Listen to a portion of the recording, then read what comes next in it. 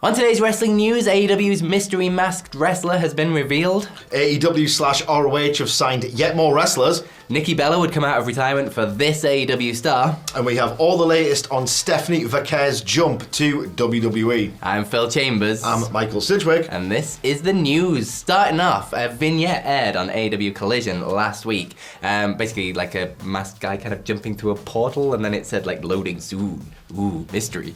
Well, it's been revealed who that is going to be. Cassidy Haynes of Bodyslam.net has come through with the scoop, saying that it is AAA star Aramis, and he's going to be coming in as a babyface, apparently. He will have a completely new name and persona, and it will apparently somehow resemble a hacker. So however that works out, we'll have to wait and see. He is a 14-year wrestling veteran, wrestling mostly in Mexico, but has done a couple of jumps over to like PWG and GCW and MLW. But it's sort of obviously the first major promotion in America. And PW Insider had a note as well saying that he signed back in February, but it's only just kind of come to terms now as to like when he's actually going to start. He's just been wrestling in Mexico for all that time. And that Tony Khan has personally devised the character and is said to have been very excited about putting it together. All right, okay. Well, this is all very interesting. I'm not sure who got the scoop first. I read from Lucha Blog on Twitter. He's one of the preeminent resources, if not the preeminent resource, English language speaking, on all things Lucha Libre. Regardless, that is the news. It is Aramis under that mask. Now, it's interesting with Aramis. He first caught the attention of United States wrestling fans by performing for PWG, in which he wrestled some absolutely sensational matches. There was a great one, for example, against Ray Phoenix back in 2019. I think it was 2019, the Battle of Los Angeles. So he was on the cusp, and then of course the pandemic happened, and then of course AEW sort of monopolized all of the cool things, if you like. And part of the problem with that, I guess, is that something like PWG, which used to be the destination for a wrestler's about to break through, they have a great showcase in PWG, whether it's in the old NXT, Paul Levesque's old NXT, or AEW, you'd basically get snapped up like that. Now that AEW has happened and the pandemic has happened, PWG doesn't quite have that same allure, but nonetheless they're still pumping out, or before the hiatus, they were still pumping out some great stuff, just a little bit more under the radar, and Aramis was a not inconsiderable part of that. He's incredibly exciting, incredibly dazzling, a bit raw, but he's got all the tools to develop. Here's what I think is interesting about this before we move on to the second story, is that traditionally Tony Khan likes to just present wrestlers as is, sometimes with no real fanfare or introduction, under the idea that he expects, and to be fair, he's correct, that a lot of his audience are already familiar with and excited about the prospect of these new names debuting for his promotion. And I've felt personally, and I don't know if this is reflected, let us know in the comments, that the whole free agent, hot free agent, here's a random wrestler who you know and love coming on Dynamite, I don't want to say jump the shark, but it's a little bit more normal.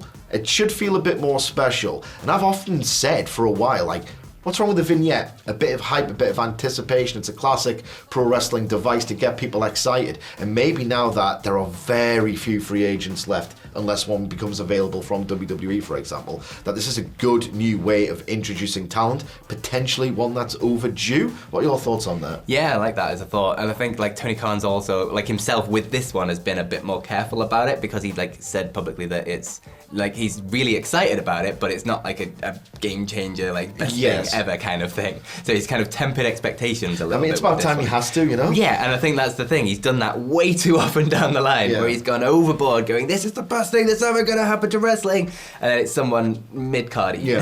And he's done that every single time. And I think that just kind of repetition, and like it's the law of diminishing returns at the end of the day. When you keep on hyping up someone as being the best thing ever, then nobody is the best thing ever, because everyone is on the same level. So I think it's definitely a really nice change of pace to come in with a bit of a vignette, especially if he's changing his character from what people sort of knew in AAA and sort of the little bits and pieces he's done in America. It's something AEW hasn't really experimented with either. And they absolutely should, and they might have to going forward now that a lot of the free agents have all been signed. Now, the next story is basically clarification of something that we kind of knew if you watched Ring of Honor television very recently, or the streaming service, and that is Maximum Male Models now going by MXM Collective. Yeah. I'm sorry, I'm having a freezing moment here. But basically, they were all but through another vignette, all but announced for Ring of Honor. But again, Sean Ross Sapp, him again coming through the scoop that they are in fact signed to deals. I love a little bit of undercard levity. They are the one of the best acts at giving you that sort of prelim comedy. So I'm excited about this. What are your thoughts, Phil? Yeah, me too. I think there's a lot of upside to this. I think like AEW has kind of missed that sort of lower down the card, little bit of a, like, not joke stuff, but like a comedy wrestling kind of thing. Yeah. Like they had just a bit of irreverent, nice stuff. Like back they had it. Loads of it, and it was a nice thing to mix up the obviously like hot wrestling, but with a little bit of levity, a little bit of fun. Dark Order used to fulfill that role. Best friends, like Stanhausen, best friends. Indeed, and it's kind of they've tempered that a little bit ever since. Now it's like where the best wrestle. Yeah.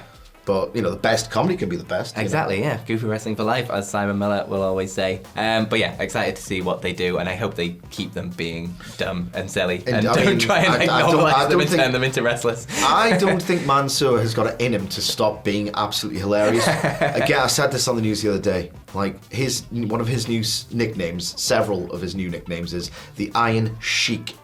I mean, that's just unbelievable patter. Beautiful. Absolutely beautiful. Bring the dumb fun back to AEW. Why the hell not? Speaking of dumb fun, I guess, maybe, don't know. Nikki Bella was talking on the live edition of the Nikki and Brie show about like wrestling and how she misses wrestling. They had Britt Baker on as a guest, and in it, Nikki said just how much they missed wrestling and like they kind of want to get back into it. Britt had a reply for her just by saying, "You don't have to miss it. It's right here for you. If you want it, I'm right here. You don't even need an opponent." So Britt Baker obviously calling out Nikki Bella on the Mickey and Brie show. Nikki went on to say that she'd love nothing more, and kind of she's hinted at returns before, but like later on in the show she also said that I do want to come back, but in a few years. So interesting that she's hinting so much at kind of wanting a return and kind of angling towards AEW, but then saying it won't be for a few years yet. Yeah, absolutely. Look, she's had neck injuries in the past as well. And here's the thing about professional wrestlers, okay, is that they are absolutely blatant self-promoters. They like to get their name out there. They work people for a living. They literally lie for a living. I'm not expecting this to be, penciled in for Full Gear or anything like that. It might have just been two peers who respect one another a great deal, having a bit of fun, as wrestlers tend to do. They live for these drama and gossip cycles. I mean, personally, I'm all for this. Like, I know I was just saying earlier that AEW has, in fact, signed almost every available free agent.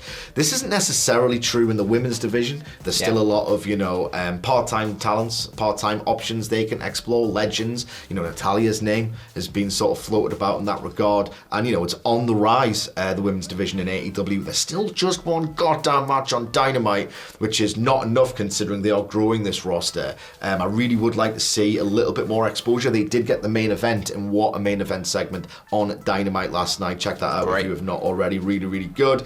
I'm broadly in favour of this. It's just I'm inherently suspicious of all professional wrestlers. Yeah, fair. I do think that, Nikki Bella worked her ass off towards the end of a WWE run to try and get better, but both of them, the Bella or the Garcias, I guess now, really have quite big stars as well. Massive following. Really that big is stars. Something completely different to what anyone else in AEW would bring to the table. And if they can bring sort of new people over that might have kind of fallen out of wrestling and followed them rather than WWE or anything, because they're the Bella fans. I mean, they can bring them over to AEW. That's a good chunk of a brand new audience that AEW aren't serving. Yeah, absolutely. So Nikki Bella potentially, maybe one day going to AEW. One women's wrestler who isn't is Stephanie Vaquer. That was the big story on X and socials and everywhere else really in the wrestling world overnight. She has in fact signed with WWE. I think that was confirmed by Fightful Select. And Shawn Michaels himself has come out and welcomed Stephanie Vaquer to the, I'm sorry, I hate this, WWE family. It's not a family, it's a capitalist organisation. And there's nothing wrong with that, just don't say you're a family.